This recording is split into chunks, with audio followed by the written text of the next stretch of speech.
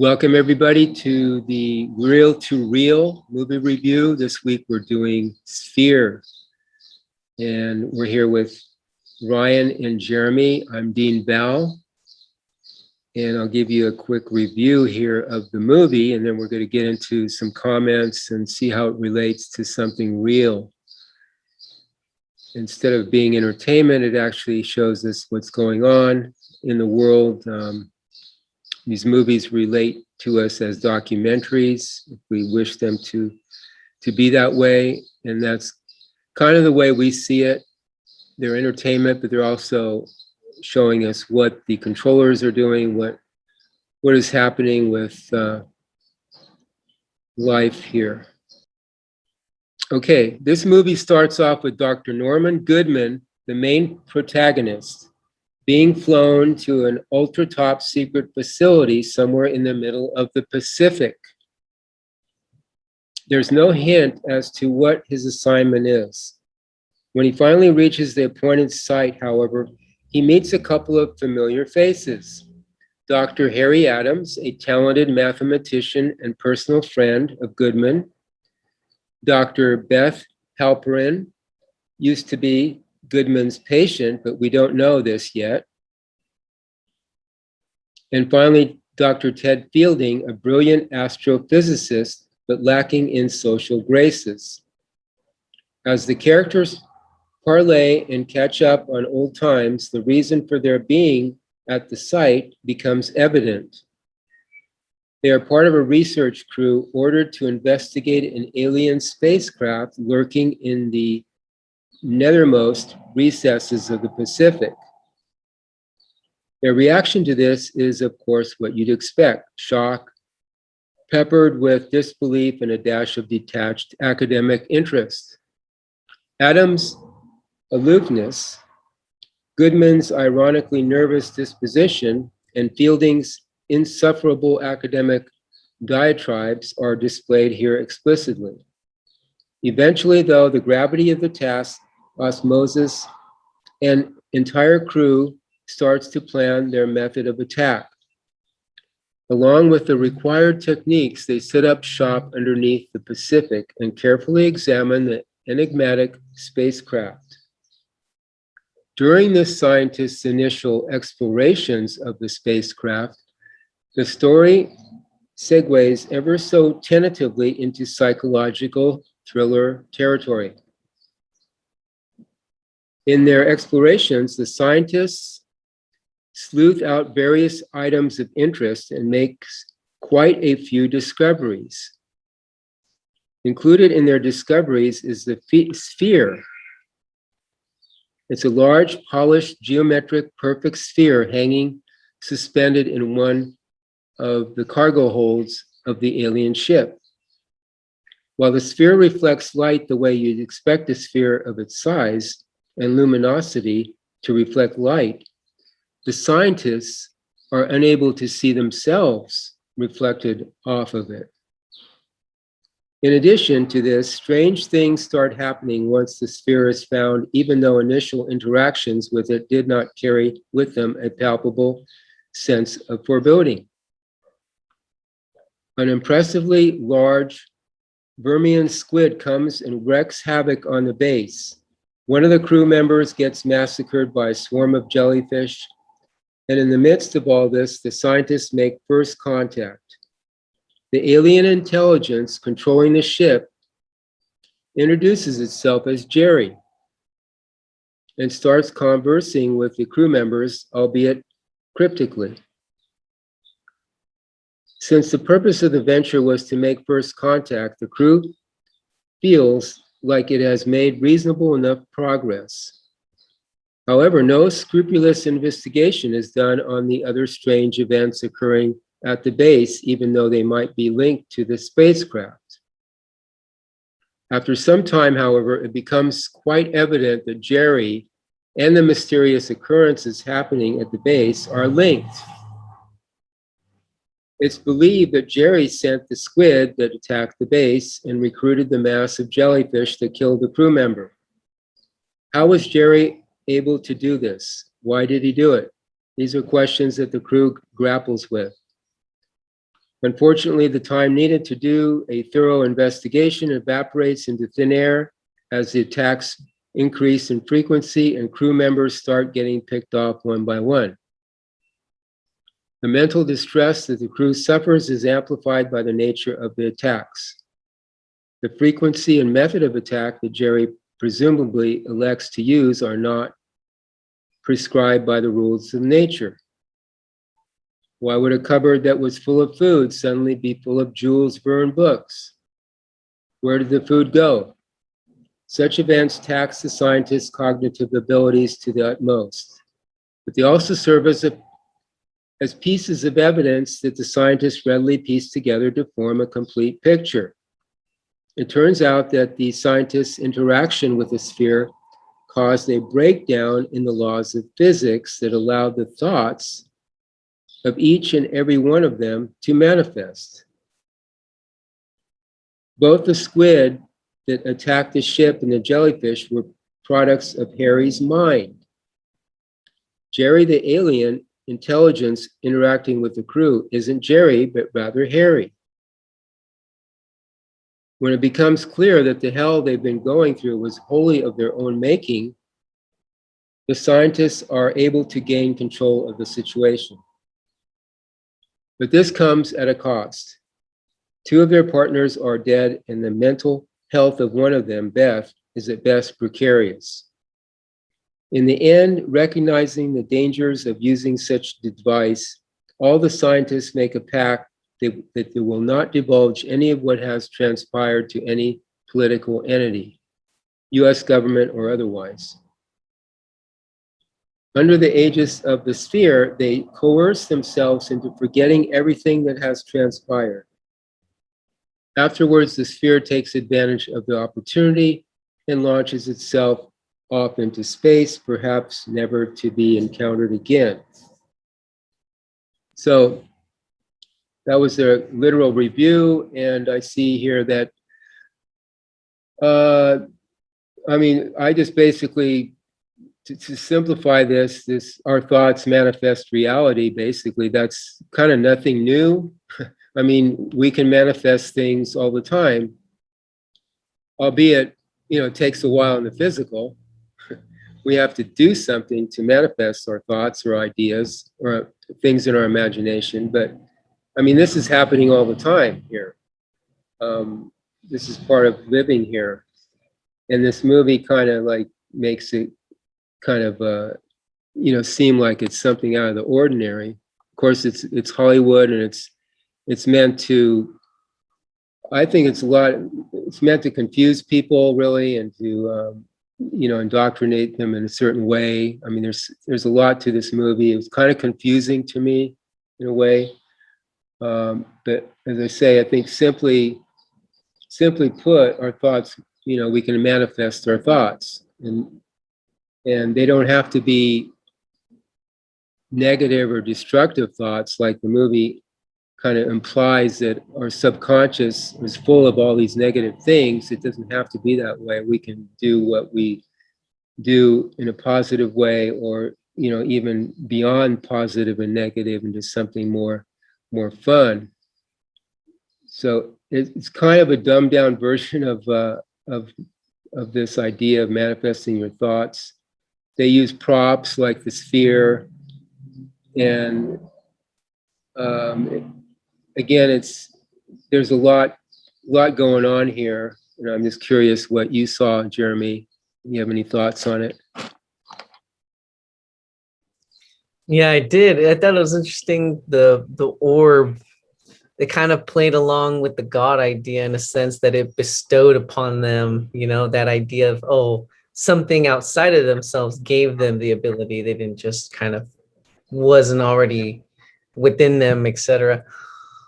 But also too, that in a way that they were not willing to face themselves. And at one point in the movie, the I forget the character's name, but he was in the laboratory. The lady had locked him in the laboratory, and she was telling him that it was his fears projecting and this and that, and he didn't want to accept it or agree to it, that it was him and all these things. So he was not willing to face himself. And that's, That kind of defeats the purpose. That's why we're here in creation, is to face everything, because we played a part in facing it. So there was that aspect.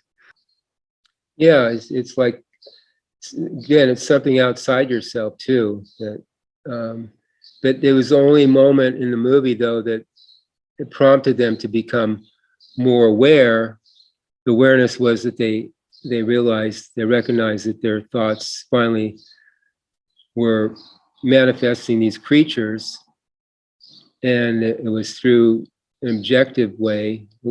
They weren't aware that they were manifesting their own creature, but they were first aware of the other person being objective. They were first aware of the other person was manifesting the harmful creatures. But then they all realized that they had been all in the orb, the sphere, and they had through that become more aware of the fact that they were all manifesting their own creatures. And that's why at the end of the movie they decided to, well, if they could manifest something, they manifested the forgetfulness, to forgetting of what had just occurred, which is kind of strange. If they had that ability and they knew it, they could have some fun with this. They didn't have to like forget everything. That's where we are here with humanity. They're just kind of in a way they would like to forget that the bad stuff is out there, and they pretend it's not there. And these people too are, the sphere goes off into space, and they become dumbed down again and unaware. And the whole experience is lost, where they could have had the recognition of a lot more through facing it, like you say. And I think in the book, I heard someone say, Michael Crichton's book, which this movie was based on, that Sharon Stone, the character, she somehow kept her powers. she somehow didn't agree to it, and she's kind of cleverly kept that ability, and then we'll see what happens with that. But that's just a little like cute little like quirk there about it. But you see how they purposely just shut everything out, where they could have had great adventure with this, and it's just part of what people do here. Unfortunately, it's just everybody wants to live in their own la la land here, and it's not. To be able to face things, it's a much greater adventure and more fun, and you just learn a lot more and become a lot more aware. I wanted to share a view on something that I seen, and it really sat with me, that because the majority of the movie was based on, well, they found the sphere, and this gave them that ability to bring about their thoughts. But what was interesting is that they kind of hinted that it wasn't outside of themselves to begin with. When they first went into the alien ship, the lady and one of the guys went up to the command center, the control center of the ship, and they saw all the people dead there and all that other stuff. And like that, so they were already seeing the dead people, and they became fearful. And one of the guys said, well, we're all going to die down here. That was his fear. So right there, you could already see their own fear projecting into a cause and effect. These things, it was like a kind of preemptive little hint. I wanted to mention that. Yeah, but again, it doesn't have to be that way. I mean, they could just they see that they're able to manifest things. They could just do, they could have escaped the situation they're in, that gone up in the submarine there, and at any time, really, if they wanted to get out, or just really look at, they had this technology available, alien technology or whatever, wherever it didn't really indicate where the sphere came from or anything, but apparently it gave them certain access to things that they wouldn't otherwise, according to the movie.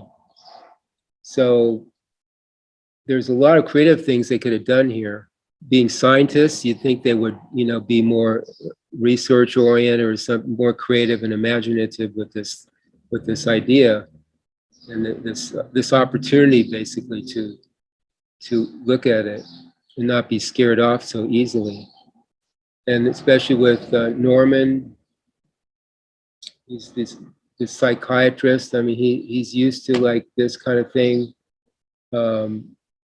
facing the unknown, which again, in all these movies, the unknown is always like something horrific, terrifying, drastic, brutal. It doesn't have to be just facing it. You can get through it. Even if you lose the physical body, you're still who you are. You're still aware, and you've had the experience, and you're better off for it, rather than running from it, creating all these situations of fear, and which goes nowhere really. Do you have anything, Ryan? Did you want to comment on anything? When you talk about this movie, I realized this movie about a UFO and alien, and the scientists want to contact with this creature, or maybe some research about this creature. I don't. I not really see this movie, but all the UFO movie I see about some kind of UFO has a good UFO and came to Earth and talked with the government.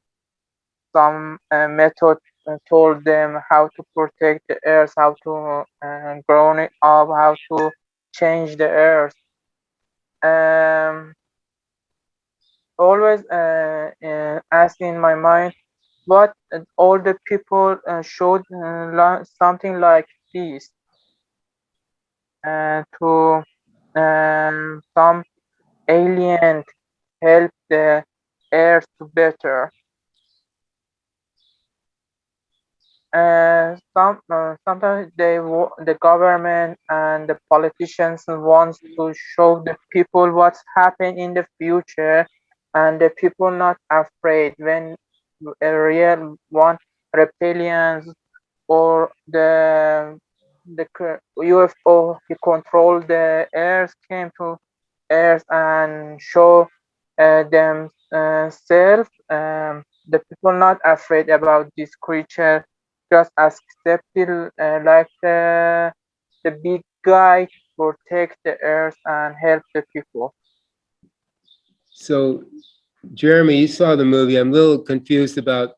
So this ship, which well, actually it wasn't a UFO. It was a U.S. ship from the future that came back maybe through a black hole and landed in the ocean, and it had the sphere on it. Had the sphere on it, but then they talked about 1790, 300 years back. So I'm confused about where the ship, how did it get here, or where did it come from?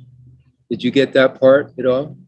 Yeah, I did. I seen that. That was the initial part that I mentioned, where they went up and they saw the dead people in the cockpit or the control center or whatever, and that they found a little like a flight log. So they were seeing all the places that the ship had stopped at, but they noticed that all the dates were different. So this ship, in one technological way or some other way, had the ability to go backwards and forwards in time. But then they seen there that there was a unknown entry event. That was what really caught their attention. And that's where they offed each other there, and they just got stuck there. Yeah, because I'm assuming the people on the ship already had touched the orb, or because they had to move it onto the ship or whatever, that they went inside and still started to follow along the same lines of basically self-destructing.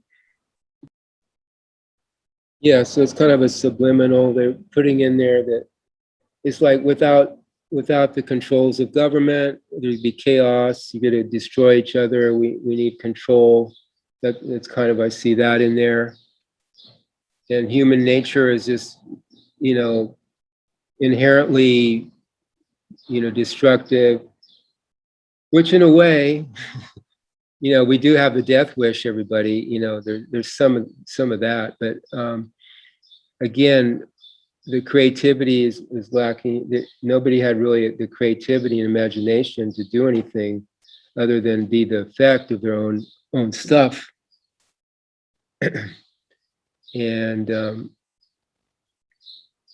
again, there's an opportunity here to see more.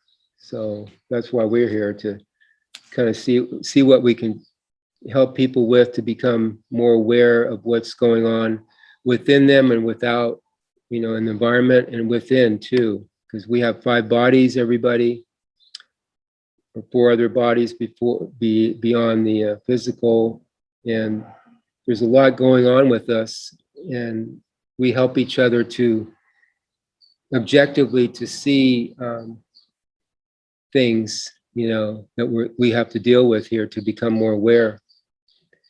Actually, I didn't have a lot here with this movie because it was kind of still confusing to me. And basically, Tim, to me, it was a movie about manifesting your thoughts. We have this ability to manifest our thoughts, and the movie kind of portrayed it. That's something kind of like, the sphere, which is the name of the movie.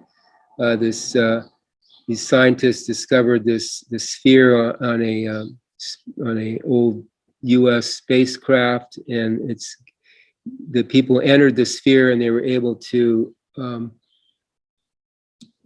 their subconscious was able to manifest in the physical. Their subconscious basically fears in this case, and then have like sea creatures chasing them, and a couple people got killed, 3 people, and this and that. But basically the idea was your thoughts can be manifested here. Your ideas, your imaginations can be manifested in the physical.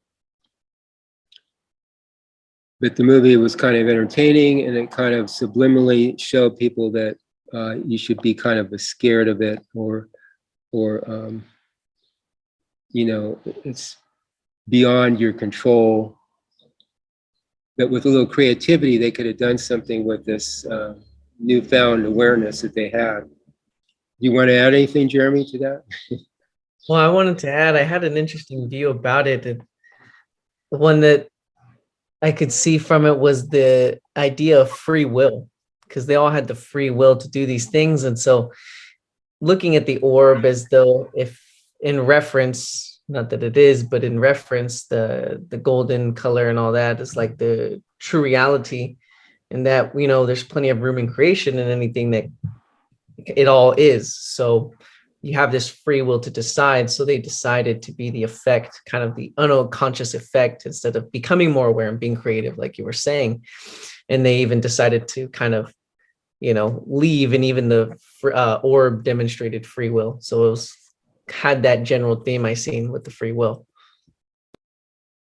Yeah.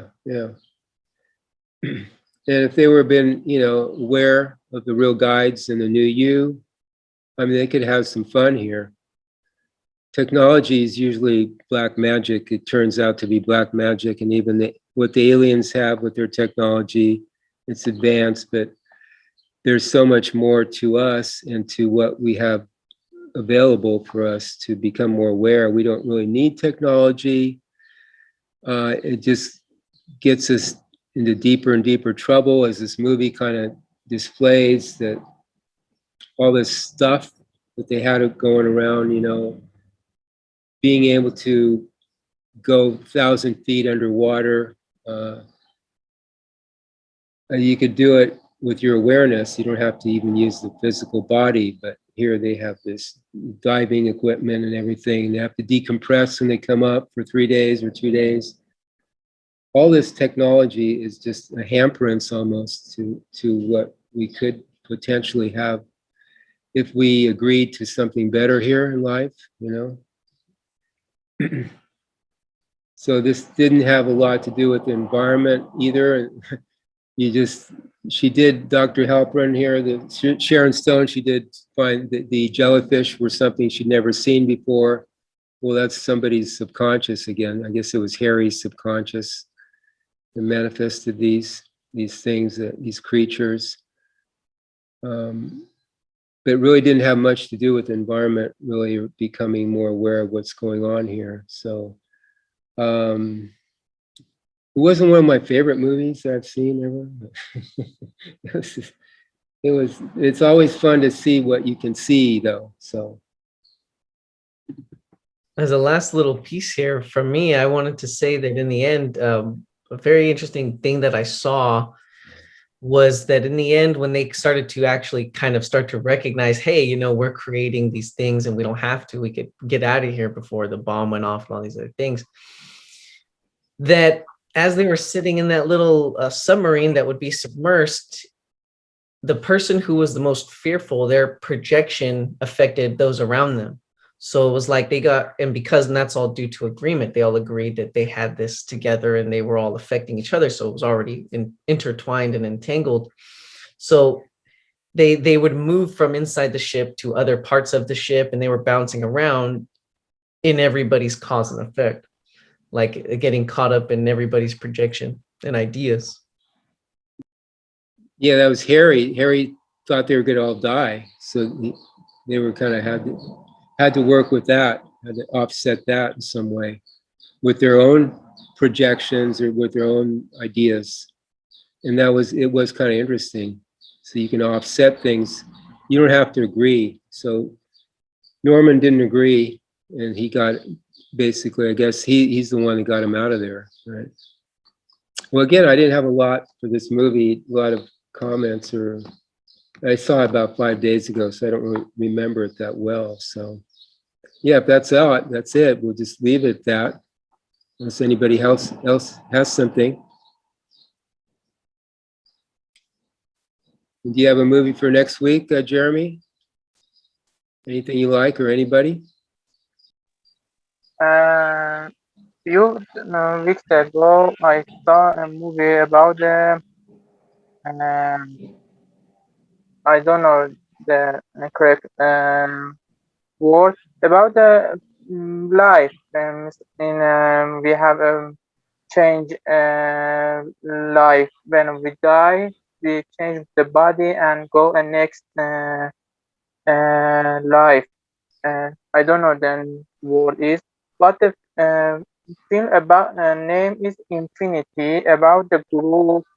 They know about the past life and all the knowledge we know about these lives.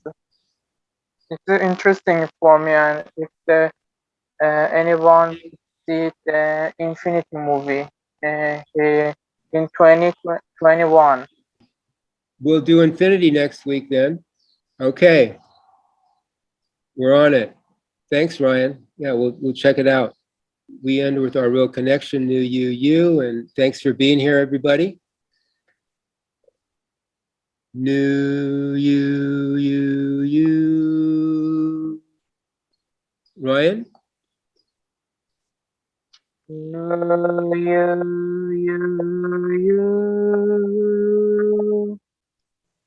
And Jeremy?